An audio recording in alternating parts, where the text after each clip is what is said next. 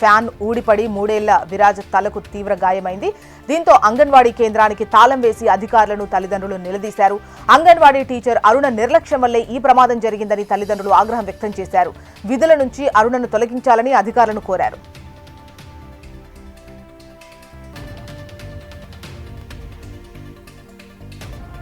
కొమరంభీం జిల్లా civil court సంచలన నిర్ణయం తీసుకుంది. బాంబర్ గ్రామంలో చెవుట చెరువు నిర్మాణం కోసం 2012లో స్థానిక రైతుల నుంచి 70 ఎకరాల భూమిని ప్రభుత్వం సేకరించింది. ఎకరానికి 80,000 పరిహారం అందించాలని ప్రభుత్వం నిర్ణయించింది. పరిహారం తక్కువగా ఉన్నందున రైతులు 2013లో కోర్టును ఆశ్రయించారు. వాదోపవాదాలు విన్న సివిల్ కోర్టు 2020లో రైతులకు 2,24,58,000 భూ పరిహారం చెల్లించాలని తీర్పిచ్చింది.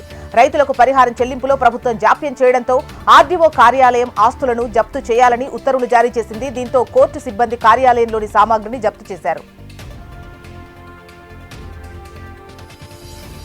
కరీంనగర్ జిల్లాలో విషాదం నెలకొంది. ఎల్ఎండి రిజర్వాయర్లోకి చేపల వేటకు వెళ్లి తండ్రి కుమారులు మరణించారు. మృతులు కరీంనగర్ కు చెందిన సయ్యద్ ఫిరోజ్, సయ్యద్ రిజ్వాన్ గా గుర్తించారు. పోలీసులు ఘటనాస్థలికి చేరుకొని మృతదేహాలను పోస్ట్మార్టం నిమిత్తం కరీంనగర్ ఆసుపత్రికి తరలించారు.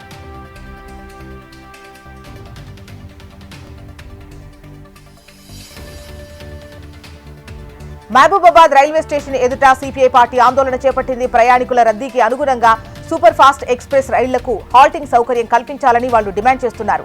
స్టేషన్లో 4వ ప్లాట్ఫామ్ నిర్మించాలని కోరారు. ఇప్పటికైనా అధికారులు స్పందించి దివ్యాంగులు, వృద్ధులు నేరుగా స్టేషన్లోకి చేరుకునేందుకు వీలుగా ప్లాట్ఫామ్ నిర్మించాలని విజ్ఞప్తి చేశారు. లేదంటే ఆందోళనను తీవ్రతరం చేస్తామని హెచ్చరించారు.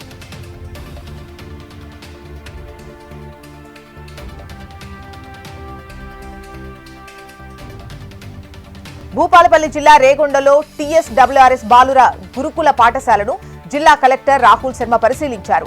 పాఠశాలల నిర్వహణ, విద్యార్థులకు అందుతోన్న సౌకర్యాల కల్పన పరిశీలనకు ప్రతి రెసిడెన్షియల్ పాఠశాల, హాస్టల్ వసతుల పర్యవేక్షణకు ఒక ప్రత్యేక అధికారిని నియమించినట్లు కలెక్టర్ తెలిపారు. అధికారులు వారికి కేటాయించబడ్డ రెసిడెన్షియల్ పాఠశాలను పరిశీలించి ఫీడ్బ్యాక్ ఇవ్వాలని ఆదేశించారు. నివేదిక ఆధారంగా త్వరలో ప్రిన్సిపల్, ప్రత్యేక అధికారులతో సమీక్షా సమావేశం నిర్వహిస్తామని కలెక్టర్ తెలిపారు. నిజాం సాగర్ కెనాల్ నుంచి దిగువ ప్రాంతాల రైతులు పంటలు సాగు చేసేందుకు నీరు విడుదల చేయాలని నిజామాబాద్ జిల్లా బీజేపీ అధ్యక్షుడు దినేష్ డిమాండ్ చేశారు. ఎండిపోతున్న పంట పొలాలకు సాగునీరు ఇవ్వాలని డిమాండ్ చేస్తూ నిజామాబాద్ జిల్లా డిచ్పల్లిలో బీజేపీ ఆధ్వర్యంలో సీఎం దిష్టిబొమ్మను దగ్ధం చేశారు. వెంటనే జిల్లాలో నిజాం సాగర్ ఆయకట్టుకు సాగునీరు ఇవ్వాలని, లేదంటే బీజేపీ ఆధ్వర్యంలో పెద్ద ఎత్తున ఆందోళన చేస్తామని దినేష్ కులాచారి హెచ్చరించారు. మహబూబ్ నగర్ జిల్లా దేవరకద్రలో మంత్రి వాకిటి శ్రీహరి పర్యటించారు. స్థానిక ఎమ్మెల్యే జి మధుసూదన్ రెడ్డితో కలిసి చిన్న చింతకుంట, కౌకుట్ల మండలాల్లో పలు అభివృద్ధి పనులకు శంకుస్థాపన, ప్రారంభోత్సవాలు చేశారు. కౌకుంట్లలో ఏర్పాటు చేసిన సభలో లబ్ధిదారులకు నూతన రేషన్ కార్డులు పంపిణీ చేశారు.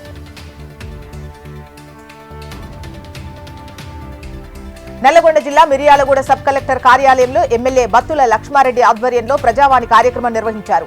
దీంతో 15 రోజుల్లో ప్రజల సమస్యలకు పరిష్కార మార్గాన్ని చూపుతామని ఎమ్మెల్యే హామీ ఇచ్చారు.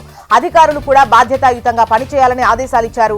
నియోజకవర్గంలో పార్టీలకు అతీతంగా ప్రజావాణిని సద్వినియోగం చేసుకోవాలని ఎమ్మెల్యే లక్ష్మారెడ్డి కోరారు. లోకమాన్య బాలగంగాధర్ తిలక్ జయంతి సందర్భంగా ఆయన విగ్రహానికి పూలమాల వేసి భాగ్యనగర్ గణేష్ ఉత్సవ సమితి కార్యాలయాన్ని ప్రారంభించారు. 46వ సామూహిక గణేష్ నిమజ్జన ఉత్సవాలను ఘనంగా నిర్వహించనున్నట్లు సమితి ప్రధాన కార్యదర్శి డాక్టర్ రావినూతల శశిధర్ తెలిపారు. 1980వ సంవత్సరంలో గణేష్ ఉత్సవ కమిటీ ప్రారంభమైందని చెప్పారు. సామూహిక గణేష్ నిమజ్జన ఉత్సవాలు జరుపుకునేందుకు ఏర్పాట్లు చేస్తున్నామన్నారు. ఈ ఉత్సవాలకు ప్రభుత్వం అన్ని శాఖల సమన్వయంతో ముందుకు వెళ్తున్నామని అన్నారు. యావత్ ప్రపంచానికి ఈ గణేష్ నిమజ్జన ఉత్సవాలు శోభాయమానంగా నిలుస్తున్నాయన్నారు రావినూతల.